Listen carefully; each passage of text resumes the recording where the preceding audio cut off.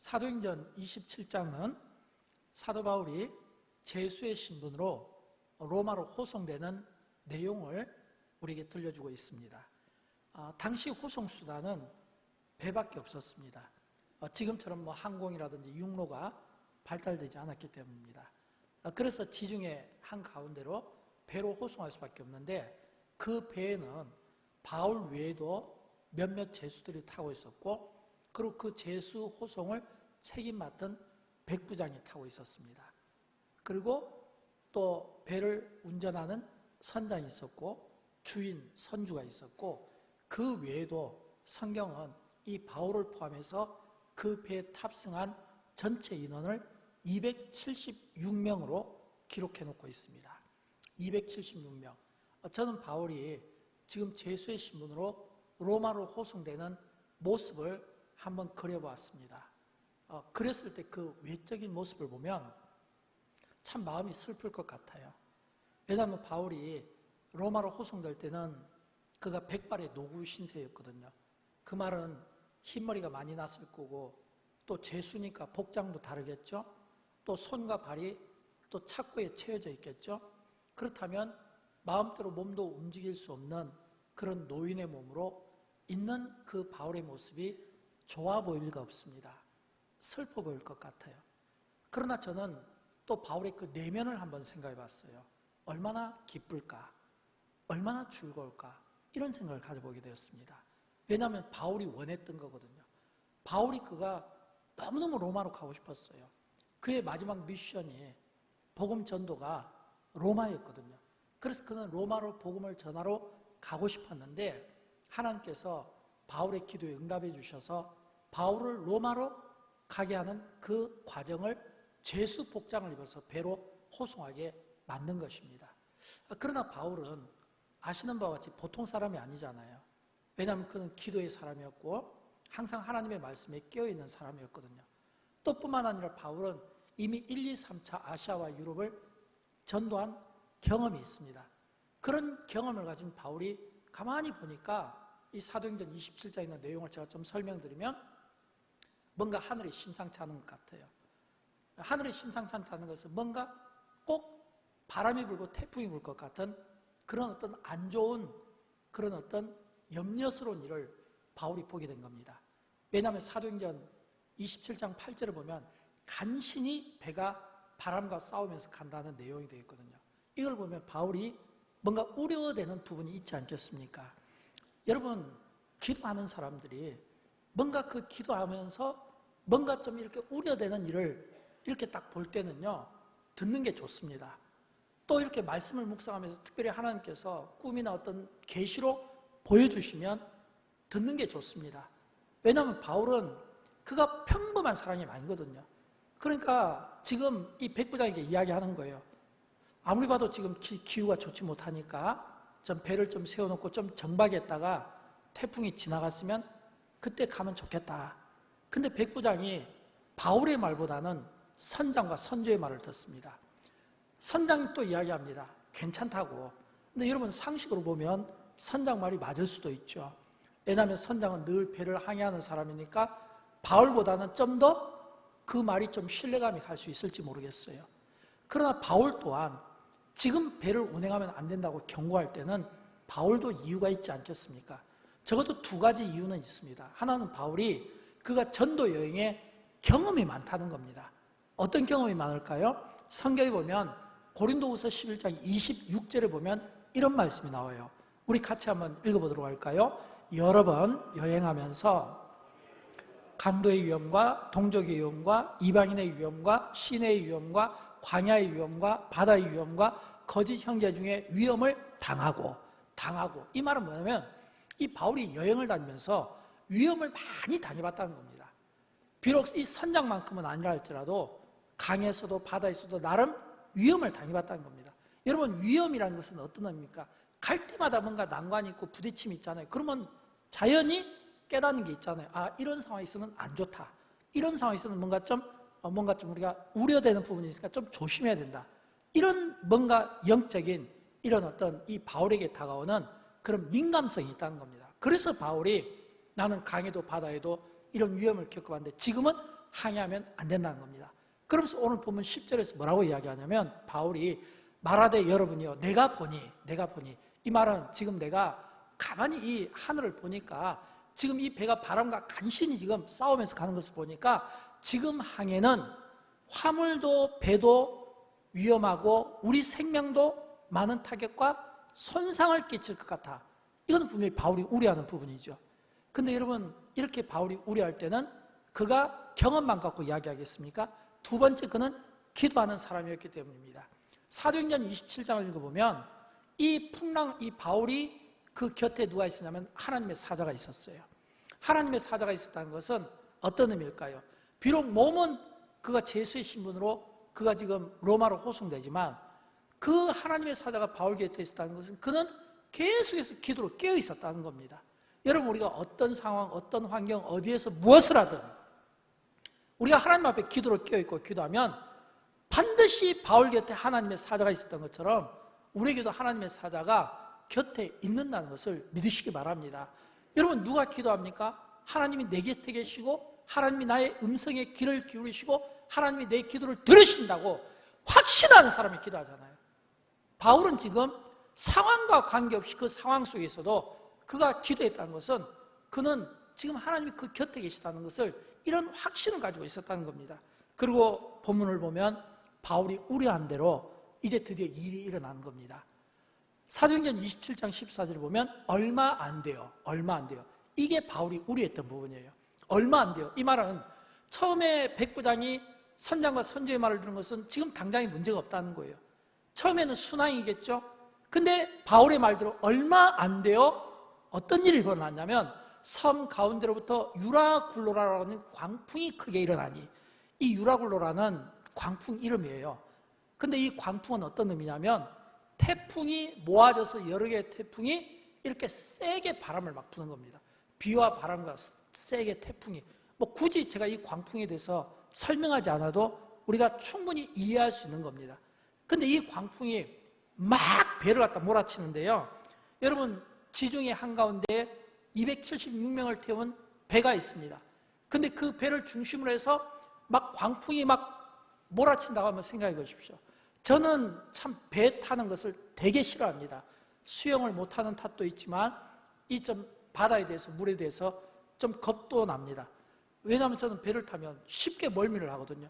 그렇게 미동이 없는 배를 타도 막 속이 좀 울렁거려요. 여러분 그런 분 있잖아요. 어떤 분들은 배를 타면 10분, 20분만 타도 힘들어하는 분이 있거든요. 근데 지금 이 유라굴로라는 이 광풍을 지금 이 바울이 지금 탄 배가 겪게 되는데 이게 한두 시간이 아니에요. 하루 이틀이 아니에요. 성경에 보면 14일이라고 되어 있어요. 14일. 그러면 14일 동안 이 바울을 태운 이 배가 광풍 가운데 굉장히 고통을 받는다는 겁니다. 여러분 하루 이틀도 아니고 14일 동안 배가 풍랑 가운데서 고통을 받는다면 그러면 이 배에 탄 사람들은 어떻게 행동하겠습니까? 우리가 상식적으로 생각하면 일단 배의 균형을 잡기 위해서는 배가 태풍에 너무 세게 몰아치니까 이 배 안에 있는 물건들을 다 버려야 되잖아요. 그렇지 않으면 쏠림 현상 때문에 배가 뒤집어지겠죠. 배가 뒤집어지지 않고 균형을 잡기 위해서 모든 배 안에 있는 짐들을 다 버렸을 겁니다. 어쩌면 음식까지 버렸을지 몰라요. 음식이 있다 한들 그 풍랑과 그 흔들리는 그 배 속에서 음식을 제대로 먹을 수 있겠습니까? 울렁거리거나 토하게 되죠. 나중에는 어떻게 될까요? 사람들이 먹지 못하고 마시지 못하고 풍랑과 싸우면서 얼마나 힘겹게 그들이 이 죽음과 사투를 벌이면서 한 14일쯤 되었다면 그들은 이미 전부 다 죽지 못해서 살아있는 마지막 그 죽음을 앞둔 이런 모습 아닐까 이런 생각을 갖게 됩니다. 왜냐하면 당시 상황을 보여주는 처절한 장면이 오늘 보면 10절에 나와 있거든요. 20절에 나와 있는데 우리 같이 한번 읽어보도록 할까요? 여러 날 동안 해도 별도 보이지 아니하고 큰 풍랑이 그대로 있음에 구원의 여정마저 없어졌더라. 아멘. 여러분 여러 날 동안 이건 이제 14일인데 해도 별도 보이지 않았다는 거예요. 그러면 풍랑만 부는 것이 아니라 비도 왔다는 뜻이겠죠. 해가 보이지 않았으니까 별도 보이지 않았다고 되어 있어요. 하루 이틀도 아니고 여러 날 동안 14일 동안 해도 보이지 않고 별도 보이지 않고 큰 풍랑이 그대로 있었다는 거예요. 이 말은 이 풍랑이 좀 소강 상태 들었다가 좀 잠잠해졌다가 또 조금 쉴만하면 또 막 몰아친겨라. 큰 풍랑이 그대로 계속 그 속에서 요동을 했다는 겁니다. 그러니까 사람들이 구원의 소망을 가질 수가 있겠습니까? 저는 이것이 오늘 우리의 모습이라고 생각합니다. 여러분, 인간이 강한 것 같지만 이처럼 약합니다. 내일 일을 알지 못한 게 인간입니다. 우리가 강한 것 같지만 질그릇 것 같고 똑똑한 것 같지만 미래를 모르는 것이 이게 인간입니다. 한 치 앞을 내다보지 못하는 거예요. 그 하루길만 가면 태풍이 있기라는 것을 알지 못하고 항해하는 이런 연약한 인간의 모습을 오늘 우리에게 보여줄 수 있는 겁니다. 그래서 우리는 염려할 수 있고, 그래서 우리는 두려움 속에 살아갈 수 있습니다. 그러나 우리가 예수를 믿는다는 것, 우리가 주의를 성수한다는 것, 우리가 하나님 앞에 예배를 드릴 수 있는 믿음을 가지고 있다는 것은 어떤 의미일까요? 이런 어려운 환경 가운데서도 우리가 주의를 성수한다는 것, 하나님 앞에 예배를 드린다는 것은 비록 이 상황을 보면 우리에게 두려움과 많은 염려들을 주지만 그 전에 우리가 생각해야 될 게 있어요. 여러분이 믿음이 있다면, 여러분이 하나님을 믿는다면 오늘 이 상황 가운데서 일하시는 하나님, 오늘 이런 상황을 전개하시는 하나님을 묵상할 수 있어야 된다는 겁니다. 왜 하나님께서 오늘 우리 가운데 이런 고통들을 주셨는가를 묵상할 수 있어야 되고, 거기에 맞는 반응을 보이는 것이 중요합니다. 내가 믿음이 있다는 것은 반응이 있다는 겁니다. 여러분, 우리가 믿음 생활을 한다는 것은요, 우리가 어떻게 반응하는가를 하나님 앞에 보여줄 수 있어야 되는 거예요. 성경을 보면 많은 믿음의 사람들이 그 믿음의 과정을 거칠 때 하나님께서 어떤 장벽과 상황을 주시고 그 상황 가운데서 우리가 어떻게 반응하는가를 보고 싶어 하는 거예요. 그래서 이 세상은 두 종류의 사람이 있어요. 하나님께 속한 사람이 있고 육에 속한 사람이 있습니다. 육에 속한 사람은 땅의 것만 봅니다. 땅의 것만 집착합니다. 땅의 것만 보기 때문에 육에 속한 사람이에요. 그러나 우리는 예수 믿고 거듭났기 때문에 하나님께 속한 사람이에요. 하나님께 속했다는 것은 믿음의 관점에서 우리가 이 세상을 볼 수 있어야 된다는 겁니다. 비록 인생의 풍랑이 너무 세차게 몰아치지만 그 풍랑 때문에 불편해하고 원망하기보다는 풍랑 가운데서 일하시는 하나님을 보며, 시편에 보면 이런 말씀 있잖아요. 내 영혼아 잠잠하라. 내 영혼아 잠잠하라. 그런 것처럼 이 풍랑 가운데서 일하시는 하나님을 볼 수 있는, 내 영혼이 요동하지 않도록, 흔들리지 않도록 잠잠케 하는 이런 이 믿음의 반응을 우리가 볼 수 있어야 된다고 하는 겁니다. 저는 그런 의미에서 오늘 사도 바울이 그런 믿음을 우리에게 보여주고 있는 것 같아요. 왜냐하면 14일 동안 그 요동하는 그 태풍과 그 풍랑과 그리고 그 광풍이라고 하는 감당하기 어려운 그런 환경 가운데서 바울은 성숙한 믿음을 보여준 겁니다. 어떻게 해요? 그 275명에 다 누워서 쓰러져서 죽어가는 사람들 앞에 딱 당당히 서서 희망의 메시지를 전하는데, 그 희망의 메시지가 뭐냐면 여러분 안심하십시오. 여러분 안심하십시오. 이게 희망의 메시지예요. 오늘 본문 22절에 보면 나오잖아요. 같이 한번 읽어보도록 할까요? 내가 너희를 권하노니 이제는 안심하라. 너희 중 아무도 생명에는 아무런 손상이 없겠고 오직 백분이니라. 또 25절 있습니다. 그러므로 여러분이여 안심하라. 나는 내게 말씀하신 그대로 되리라고 하나님을 믿노라. 지금 14일 동안 이 풍랑 속에서 고통받는 사람들에게 바울이 딱 그 중앙에 서서 이제는 안심하라는 겁니다. 여러분이 안심하라는 겁니다. 여러분, 바울이 이런 안심하라고 이런 이야기를 할 때 어떻게 이런 말을 할 수 있겠습니까? 무엇이 바울로 하여금 그 풍랑 가운데서 죽어가고 신음하고 고통받는, 쓰러져가는 사람들에게 안심하라 이렇게 외칠 수 있었겠냐라고 하는 겁니다. 저는 본문에서 세 가지 바울에게서 그 이유를 발견하게 되는데, 첫째는 그가 하나님의 음성을 들었기 때문입니다. 여러분, 우리가 어떤 소리를 듣고 삽니까? 우리가 많은 경우 너무 세상 소리에 익숙하고 너무 사람 소리를 듣다 보니까 온통 우리 생각은 사람 소리로 가득 차 있는 거예요. 그런데 여러분, 하나님의 사람은요, 적어도 우리가 바울을 통해서 배우는 힌트는 바울이 그 풍랑 가운데서 그와 함께한 275명이 죽는다고 소리를 지르지 않겠습니까? 살려달라고 소리를 지르지 않겠습니까? 여기저기서 우왕거리며 그 두려움 속에서 흐느끼는 소리를 듣지 않겠습니까? 근데 바울이요, 여러분 안심하십시오라고 이렇게 이야기한 것은 그 가운데서, 그 상황 가운데서도 바울은 그들이 보지 못한 한 가지를 본 겁니다. 그게 뭐냐면 그 가운데서 일하시는 하나님, 곁에 계시는 하나님, 하나님께서 오늘 이 상황 가운데 나에게 어떤 말씀을 하시는가를 들으려고 노력했고 그 하나님의 음성을 들었다라고 하는 것입니다. 오늘 본문을 한번 볼까요? 23절과 24절 말씀 함께 있습니다. 내가 섬기는 하나님의 사자가 어젯밤에 내 곁에 서서 말하되 바울아 두려워하지 말라. 내가 가이사 앞에 서야겠고 또 하나님께서 너와 함께 항해하는 자를 다 내게 주셨다 하니라. 아멘. 여러분 여기 보면 내가 섬기는 하나님의 사자가 어젯밤에 내 곁에 서서 말하되, 어젯밤에 내 곁에 서서 말하되 바울아 두려워하지 말라. 이 말은 지금 바울에게 하나님의 사자가 말씀하는데 두려워하지 말라는 겁니다. 바울이 이 이야기를 들었다는 겁니다. 여러분 이처럼 우리가 세상 소리에 치우치다 보면 놓치기 쉬운 게 하나님의 말씀이에요. 그러나 바울은 오늘 우리에게 도전하고 싶은 겁니다. 여러분 인생의 풍랑 앞에서 풍랑만 보면 우리는 죽는다는 소리밖에 안 나오는 거예요. 그 풍랑 가운데서 말씀하시는 하나님의 음성을 내가 들은 것처럼 여러분이 들었으면 좋겠습니다. 이게 바울의 권면이라고 하는 겁니다. 저는 여러분 오늘 바울이 파도만 보지 아니하고 바람과 파도를 지으시고 치시는 그 하나님을 보고 음성을 들었던 것처럼 우리가 사람의 소리를 듣고 움직이는 사람이 아니라 하나님의 음성을 듣고 움직이는 사람이 되었으면 좋겠고, 사람의 소리에 순종하고 복종하는 것이 아니라 하나님의 음성을 듣고 순종하고 복종하는 인생이 되었으면 좋겠습니다. 이게 믿음의 반응 아닐까요? 두 번째 우리가 바울에게서 배우는 것은 이 바울은 그의 정체성에 있어서 그는 분명히 자기 정체성에 대해서 소개할 수 있는 사람이었습니다. 오늘 본문 23절을 보면 이런 말씀이 나오죠. 내가 속한 바 곧 내가 섬기는 하나님의 사자가, 내가 속한 바 곧 내가 섬기는 하나님의 사자가 어젯밤에 내 곁에 서서 말하되. 여러분 이 말씀은 바울이 지금 그 신음에 빠지고 고난받는 자들을 향하여 여러분 이제는 안심하십시오 라고 이야기했는데, 이야기한 이 바울이 어떤 사람인가를 소개하는데, 여러분 나는 하나님께 속한 자입니다. 여러분 나는 하나님을 섬기는 자입니다. 여러분 나는 하나님의 말씀을 믿는 자입니다. 이게 바로 정체성이잖아요. 우리가 살아가면서 우리 주변에 우리가 만나는 사람들과 우리가 교제하며 그 살아가는 그 일상의 삶 가운데 내가 하나님 사람이라고 하는, 내가 그리스도인이라고 하는 이 분명한 이 정체성을 우리가 얼마나 밝히며 살아가고 있습니까?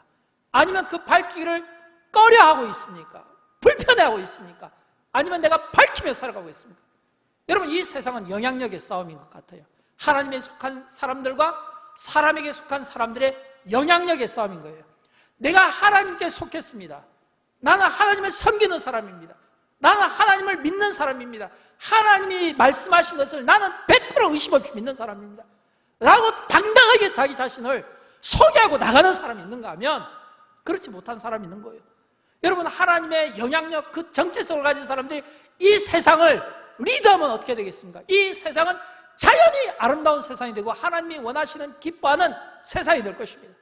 그러나 사람의 소리를 듣는 것을 좋아하고 사람의 소리에 집착한, 그래서 그 사람의 소리에 고개를 숙이는, 만약 우리가 삶을 살아간다면 당연히 우리는 고개 숙이고 끌려가는 세상을 살아갈 수밖에 없는 거예요.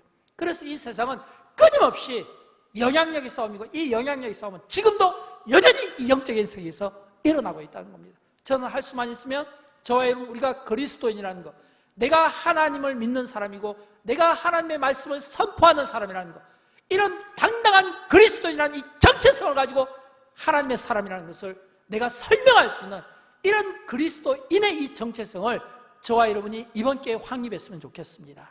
세 번째로 여러분 오늘 본문에서 우리가 바울에게 배우는 것은 사명입니다. 저는 여러분 이 사명이 오늘 이 설교를 들으면서 여러분에게도 똑같이 발견되었으면 좋겠어요. 왜일까요? 저에게도 여러분에게도 우리가 하나님의 자녀라는 것, 우리가 믿음을 가지고 있다는 것은 하나님이 우리를 들어쓰실 목적이 있어서 그래요.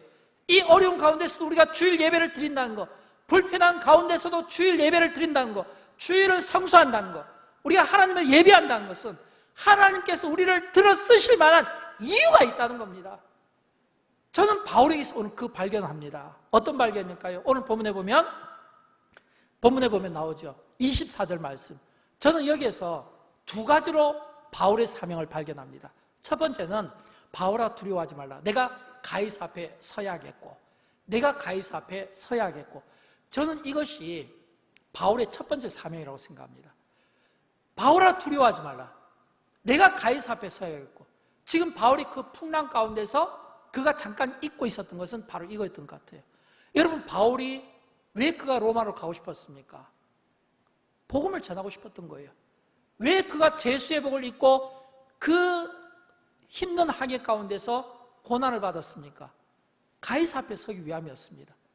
지금 그 고난 가운데서 하나님의 사자가 지금 바울에게 들려주고 싶은 것은, 바울아, 내가 두려워하지 말아야 되는 것은 지금 너가 가이사 앞에 서야 되지 않니? 이 이야기예요.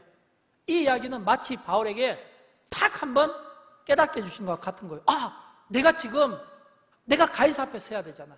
나는 로마에 가야 되는데, 나는 로마에 가서 로마 사람들에게 복음을 전해야 되는데, 이게 바울의 사명이었어요. 그러면 바꿔 이야기하면, 하나님은 우리에게 사명을 주실 때 그 사명이 다하기까지는 절대로 생명을 해하게 하지 않는다는 겁니다. 여러분, 성경을 보면 바울이 어려움을 많이 당했습니다. 강에서도 어려움을 당하고 바다에서도 어려움을 당하고, 또는 독사에게 물린 적도 있고, 온몸이 독에 퍼질 뻔한 적도 있고, 돌에 맞아 죽을 뻔한 적도 있고, 태장에 맞아 죽을 뻔한 적도 있고, 어려움이 많았어요. 근데 왜 바울이 죽지 않았죠? 아직 바울에게 사명이 있다는 겁니다. 그런 것처럼 오늘 본문에서 또 한 번 하나님은 바울에게 풍랑 가운데서 고난받을 때, 바울아 두려워하지 말라. 너의 사명은 로마에 가서 가이사 앞에서 복음을 전하는 거 아니야, 이거예요. 그러면서 오늘 본문에서 두 번째 또 하나의 사명을 발견합니다. 이건 지금 하나님께서 바울에게 즉석해 주신 사명이에요. 그 사명이 뭐냐면, 하나님께서 너와 항해하는 자를 다 내게 주셨다 하였으니, 하나님께서 너와 함께 항해하는 자를 다 내게 주셨다. 이 말은 무슨 말일까요? 바울 외에 275명, 그들이 누굽니까? 지금 풍랑 때문에 고난받고 있는 사람이에요. 먹지 못해서 고난받고, 온몸에 상처가 나서 고난받고, 여기저기 막 배멀미로 고난받고, 잃어버린 재산 때문에 고난받고 상처받은 그 275명, 그들을 내게 주셨다. 이 말은 그들을 네가 구원하라, 이 말이에요. 그들에게 하나님의 말씀으로 인생의 빛을 보여주고, 그들에게 하나님의 말씀으로 인생의 길을 보여주고, 하나님의 말씀으로 그들의 생명을 살리고, 기도로 그들을 구원하라고 하는, 하나님께서 바울에게 그 풍랑 가운데, 고난 가운데 275명을 붙여주셨다고 하는 겁니다. 이게 바울의 사명이 되겠죠. 여러분, 그런 것처럼 바울에게 그 고난 가운데서 275명이 그의 사명이었고, 그들의 구원을 위해서 바울이 또 힘쓰고 애써야 되는 것처럼 오늘 우리도 마찬가지예요. 오늘 여러분, 우리 주변에 있는 사람들이 누굽니까? 좁은 의미로는 우리 주변에 있는 사람들이 우리 가족이 될 수 있고, 사랑하는 우리 이웃이 될 수 있고, 직장 동료가 될 수 있습니다. 넓은 의미로는 또 교회 공동체가 될 수 있고, 더 넓은 의미로는 또 이 지역과 나아가서는 또 우리 한국 사회에 다 될 수가 있잖아요. 그들을 우리에게 주신 것은 우연이 아니에요. 그들을 우리에게 주신 것은, 바울에게 지금 너와 함께 있는 자들을 내게 붙였다는 것은 너가 그들을 도울 수 있다는 겁니다. 마찬가지로 우리 주변에 많은 어려운 이웃들을 주신 것은 우리가 그들을 도울 수 있다는 겁니다. 아직 우리가 건강하고, 아직 우리가 하나님 앞에 예배드리고 방해받지 않는다는 것은 예배의 어려움을 가진 자들, 시대에 빠진 자들을 도울 수 있다는 겁니다. 물질로 어려움 당하는 자들을 도울 수 있다는 겁니다. 영적으로 어려움 당한 자들을 도울 수 있다는 겁니다. 기도로 도울 수 있다는 겁니다. 말씀으로 권면해서 도울 수 있다는 겁니다. 이걸 지금 하나님께서 지금 이 바울을 통해서 지금 우리에게 간접적으로 저는 들려주시는 말씀이라고 생각합니다. 바울이 그 275명을 도울 수 있었습니다. 하나님의 말씀으로, 하나님의 살아계심으로, 그들에게 이제는 안심하라는 희망의 말씀으로 그들을 도울 수 있었습니다. 그들을 안심시킬 수 있었습니다. 여러분, 오늘 이 시대를 보면요, 너무 많은 이 세상 소리가 사람들을 너무 예민하게 만드는 것 같아요. 이 너무 많은 세상 소리가 사람들을 불안하게 만드는 것 같아요. 사람들에게 두려움을 주고 양극화 현상을 일어나게 하고, 서로 편가르기를 하고, 서로에 대해서 판단하고 정죄하고 하다 보니까 언제 하나님의 소리를 듣습니까? 기껏 예배 시간에 와서 잠시 기도한 시간 잠시 빼놓고는 온통 휴대폰 안에서 나오는 수많은 문자와 수많은 염려의 소리들, 여기저기 온갖 소문들, 온갖 여러 잡다한 것들, 언제 하나님의 말씀을 듣습니까? 언제 기도합니까? 우리가 바울에게서 배우는 건 그거예요. 저는 이 바울이 기도의 사람이라는 것은 그런 것 같아요. 바울이 그가 배를 타기 전부터 그가 하나님께 기도했기 때문에 하나님께서 배를 타자마자 그에게 앞으로 일어날 일에 대해서 보여주었다고 생각합니다. 그가 그 풍랑 가운데서도 그가 기도했기 때문에 성경을 보면요, 그가 하루 전날 14일 동안 풍랑이 일어났으니까 13일째 되는 날 저녁에 하나님께서 음성으로 그에게 들려주셨어요. 여러분, 음성으로 들려주셨다는 것은 그가 깨어있었다는 겁니다. 기도로 깨어있었다는 거예요. 사람의 소리와 환경을 들은 것이 아니라 하나님의 음성을 귀를 기울이니까 하나님께서 그의 음성에 들려주셨다는 거예요. 여러분, 저는 이처럼 세상의 소리에 너무 예민하기보다는 하나님의 소리에 예민했으면 좋겠어요. 하나님의 음성에 예민했으면 좋겠어요. 하나님께서 오늘 이 고난받는 이 시대를 통해서 우리에게 들려주고 싶은 메시지가 무엇인지 그걸 영적으로 분별할 수 있는 지혜를 가졌으면 좋겠어요. 누구를 정죄하고 판단하고 미워하기보다는 오히려 그 가운데서 일하시는 하나님, 오늘 나를 통해서, 우리 교회를 통해서 어떤 영향력을 끼치고 어떻게 기도하고 어떻게 그들을 섬기게 될 것인가에 대해서 우리가 구체적으로 듣는 이런 지혜를 가졌으면 좋겠어요. 여러분, 바울이 바울 될 수 있었던 것은 그냥 된 게 아니에요. 신약 성경에서 예수님 다음으로 바울이 위대한 사도의 길을 걸었던 것은 그냥 된 것이 아니에요. 바울에게는 이런 확신과 소신이 있었기 때문입니다. 어떤 말씀일까요? 사도행전 20장 24절을 보면 이런 말씀이 나오잖아요. 우리 같이 한번 읽어보도록 할까요? 내가 달려갈 길과 주 예수께 받은 사명 곧 하나님의 은혜의 복음을 증언하는 일을 마치려 하면은 나의 생명조차 조금도 귀한 것으로 여기지 아니하노라. 바울이 바울 될 수 있었던 것은요, 바로 이 말씀 때문이에요. 바울은 내가 복음을 전하는 데 있어서 생명을 아끼지 않겠다는 겁니다. 내가 나의 가족과 우리의 민족의 구원을 위해서는 저주를 받아도 좋겠다는 겁니다. 바울에게는 그게 있어요. 생명조차 귀하게 여기지 않다. 이 말은 내 생명을 희생해서라도, 버려서라도, 나를 치더라도 내가 다른 사람의 그 생명을 구원할 수만 있다면, 내가 그들에게 복음을 전할 수만 있다면 내 생명을 조금도 나는 귀하게 여기지 않겠다, 하찮게 여기겠다는, 그래서 그는 마지막까지 복음 전하는 일에 최선을 다하겠다는 이런 이 열정을 우리가 바울에게서 볼 수 있어야 된다고 하는 것입니다. 사랑하는 여러분, 인생을 살다 보면 순풍만 있는 것은 아닙니다.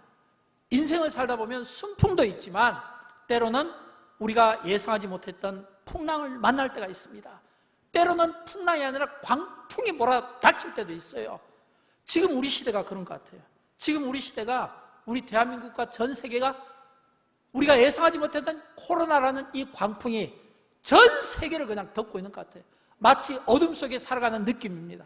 마치 안개가 뿌옇게 낀 느낌입니다. 마치 갇혀있는 느낌입니다.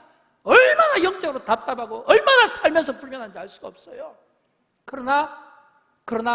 그럼에도 불구하고 우리가 배우는 것은 그 광풍이 때가 있다는 겁니다.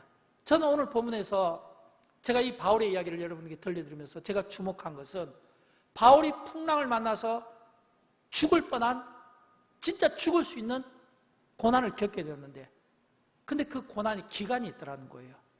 14일이 그 기간이었습니다. 14일. 저는 똑같이 생각합니다. 우리가 코로나라는 이 광풍이 있지만 저는 기간이 있다고 생각합니다. 14일 그 기간이 바울에게 광풍이었다면 오늘 우리에게도 그런 기간이 있을 거예요. 이 코로나가 언제까지인지 알 수 없지만 저는 하나님이 그 기간을 정해서 놓고 흔드신다고 저는 믿습니다. 그 광풍을 만났을 때 배에 탄 276명은 다 빼앗겨버렸어요.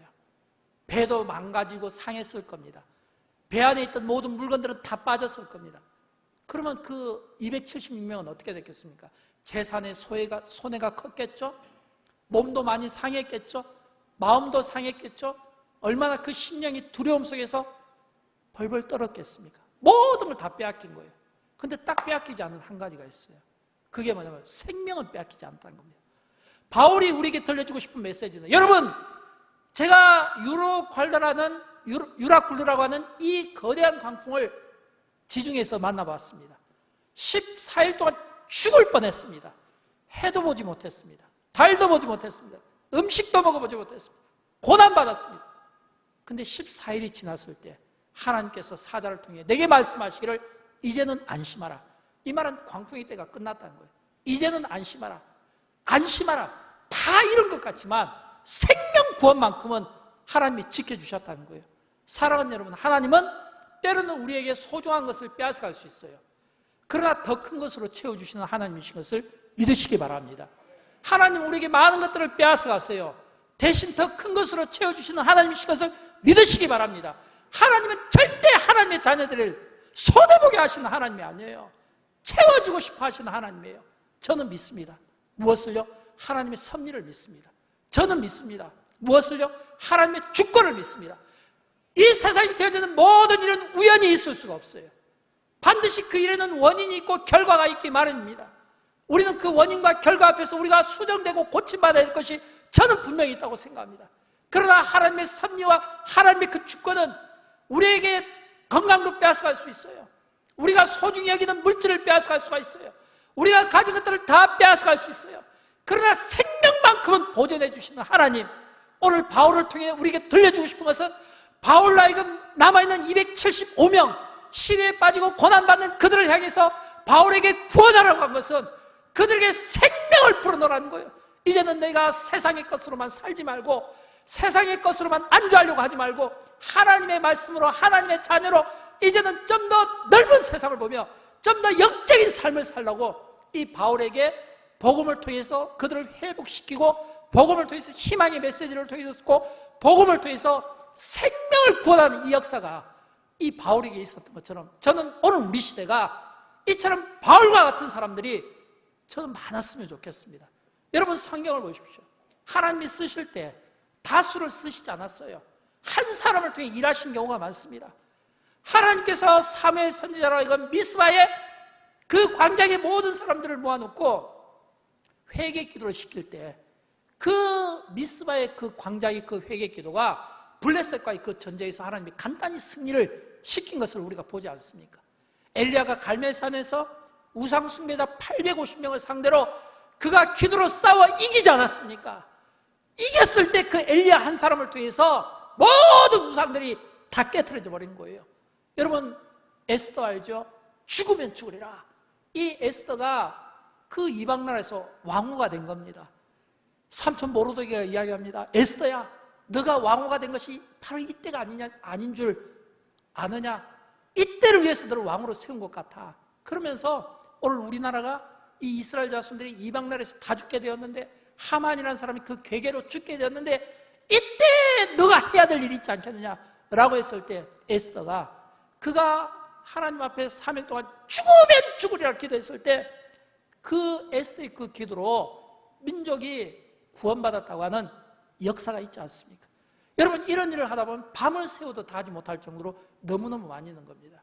바울 한 사람이 그 고난의 때에 하나님은 오히려 바울에게 더 큰 사명을 주신 거예요. 이건 뭘 뜻할까요? 고난을 고난이라고 여기면 고난입니다. 그러나 이 고난을 기회라고 여기면 바울은 원래 그 꿈이 로마로 가는 것이었는데 하나님의 뜻은 그 고난 가운데 그 고난의 현장을 외면하지 말라는 거예요. 그 고난의 현장을 좀 더 적극적으로 살펴보라는 겁니다. 너를 통해 도와야 될 275명이 있다는 거예요. 그들에게 하나님을 전하고 그들의 마음을 평안케 하고 그들을 기도로 축복하라는 겁니다. 여러분 이게 바울의 사명이었습니다. 우리가 오늘 이 고난의 때를 보며 이 상황을 인간적인 관점으로 보면 두렵습니다. 세상의 소리로 되면 염려밖에 없습니다. 정리하고 싶은 사람만 생기게 됩니다. 그러나 하나님의 관점에서 보면 그들을 외면하지 말라는 겁니다. 바울이 그 뱃속에 275명 같이 타고 함께 운명 공동체였던 것처럼 오늘 우리가 살아가고 있는 우리 주변에 살아가는 이웃들은 우리가 도와야 될 사람들입니다. 하나님이 우연히 그들을 둔 게 아니에요. 우리가 돕도록 그들을 두신 겁니다. 한국교회를 위해서 도와야 됩니다. 한국 사회를 위해서 도와야 됩니다. 정치 지도자들을 위해서 도와야 됩니다. 이런 돕고자 하는 이런 마음으로 적극적으로 우리가 하나님 앞에 우리의 사명을 깨달았으면 좋겠어요. 만약 여러분에게 믿음이 사명이면 믿음으로 선포하십시오. 바울이 여러분 이제는 안심하십시오. 하나님이 내게 말씀하셨습니다. 믿음으로 선포하십시오. 믿음으로 선포하는 여러분에게 하나님께서 그 입에 권세를 주시고 책임지게 주실 줄로 믿습니다. 여러분이 만약 기도의 사명이 있으면 기도로 강구하십시오. 그 민족의 죄가 보이면 베옷을 입는 심정으로, 티끌을 뒤집어 쓰는 심정으로 그들을 대신해서 회개 기도해 주십시오. 연약함이 보이면 치유 기도를 해주세요. 약함이 보이면 격려와 축복의 기도를 해주세요. 여러분에게 기도의 사명이 있으면 그 사명을 낭비하지 마십시오. 그 가운데서 일하시는 그 하나님을 보며 그 사명 속에서 오늘 내가 해야 될 일을 찾는 이런 영적인 지혜가 저와 여러분 모두에게 있기를 진심으로 축복합니다. 사랑하는 여러분, 풍랑만 난 기간이 14일이었습니다. 다 빼앗겨버렸습니다. 그러나 그 가운데 생명만큼은 보존해 주셨잖아요.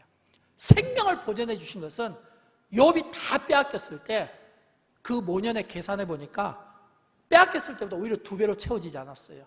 언제든지 하나님은 우리에게 채워주시는 분이십니다. 저는 그런 의미에 오늘 위기의 시대에 우리가 쓸 수 있는 가장 강력한 무기는 무엇인가? 기도 아니겠습니까? 가장 강력한 무기는 기도 아니겠습니까? 이런 이 강력한 하나님이 우리에게 주신 유일한 이 무기인 이 기도가 오늘 이 어려운 시대를 향해서 선포되고 믿음으로 여러분 이제는 안심하십시오. 하나님이 내게 말씀하셨습니다. 우리가 이렇게 선포할 수 있으면 좋겠어요.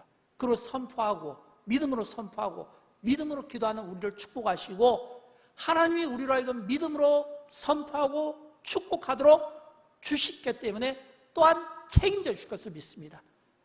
나와 함께 하신 하나님, 내 일생 가운데 함께 하신 하나님, 어떤 풍랑과 여건 가운데서도 나를 쓰시는 하나님, 그 하나님을 신뢰하며 오늘도 그분을 믿으며 오늘도 그분을 찬양하며 오늘도 주님과 함께 동행하는 기쁨이 여러분 모두에게 있게 되기를 주님의 이름으로 축원드립니다. 우리 함께 일어나셔서 함께 찬양하도록 할까요? 오늘 찬양은 회개 기도입니다. 회개 기도. 왜냐하면 하나님의 그 섭리 가운데 우리가 알 수는 없지만 그러나 그 섭리 가운데 하나님께서는 이런 기도를 우리에게 받고 싶어하고 이런 찬양을 받고 싶어 한다는 생각을 묵상하기 때문입니다. 오늘 이 찬양 가운데 일하시는 하나님을 보게 하시고 특별히 하나님께서 오늘 이 땅을 고쳐주시고 하나님께서 이 나라를 고쳐주시고 이 나라가 하나님의 나라고 주의 것이라고 하는 이 고백이 우리의 입술에서부터 시작되었으면 좋겠어요. 찬양하도록 할까요?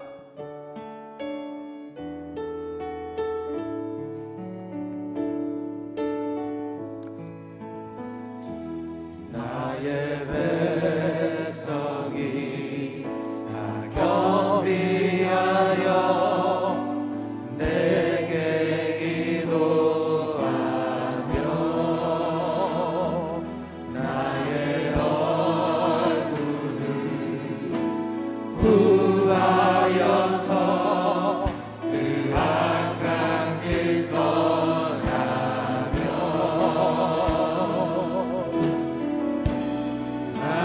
하늘에서 듣고 죄를 사하며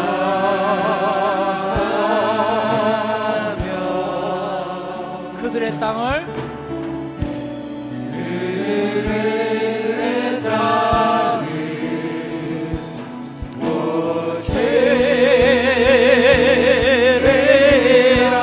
아버지여 고쳐 주소서.